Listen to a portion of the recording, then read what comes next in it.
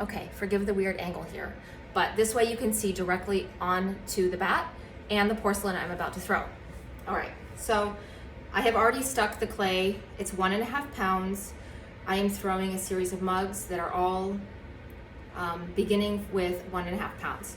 And my bat was damp, and I did 2 slams to get it on.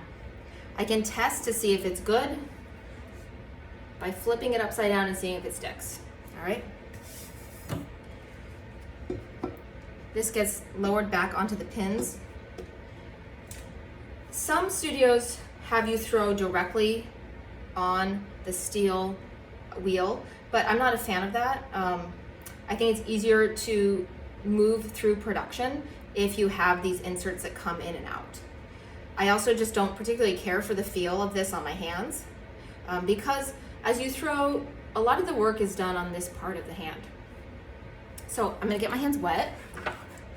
All right, first thing I'm gonna do is I'm gonna center my clay, and my elbows are firmly into my legs.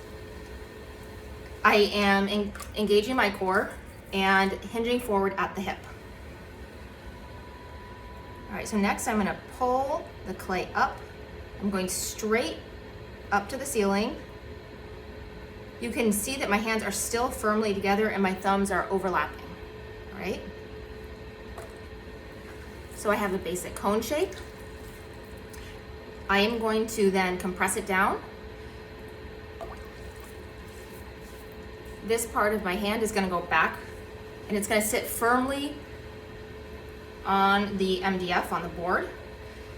That part is not gonna move at all, but my hand might open slightly as I compress, okay? My thumb is wrapped around it this way. Once you get over a certain weight of clay, you can't do that position, but we will talk about that when the time comes. Okay, so a lot of my little kids like to start like this. I prefer the thumb kind of resting inside of my hand, and then I'm going and compressing down. You'll see that the wheel isn't going super fast. It's about a low medium speed. So I'm compressing down into kind of a flat patty shape, okay? What this is doing is it's conditioning the clay, getting it ready for throwing. It's also getting out any remaining air bubbles in the clay.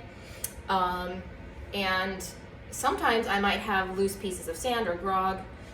And so sometimes during this process, I can also feel for that. All right, so let's do that process one more time. We're gonna cone up.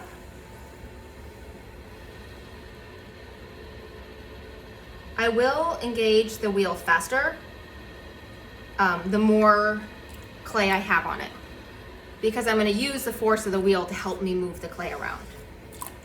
I'm gonna clean as I go so you can get a really clear view of what I'm doing. But as you get to know me, you'll know that I'm a fastidious worker on the wheel, and I also really like clean technique. We try our best not to cut any corners. Okay, so I'm back to my flat patty shape.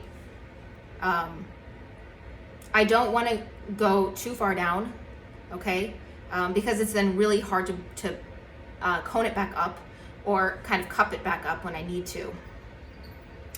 So I also don't want it to overhang onto here because this is a bat insert. Next, I'm going to open up the middle. My thumb pads are together and my thumbs are going in facing down. And I'm gonna go approximately low enough that I'm leaving a 1/2 inch of clay between here and the bat. And so there's a little trick to see how you're doing on that. And you can take a needle tool, poke it in, put your fingernail where it meets the bottom, and then see how you're doing, okay? All right.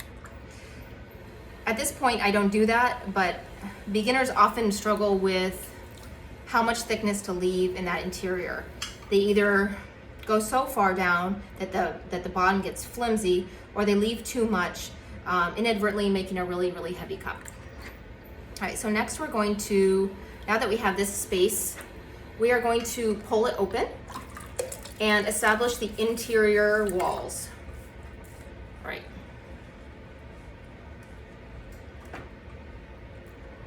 There are a couple different schools of thought around how to open it.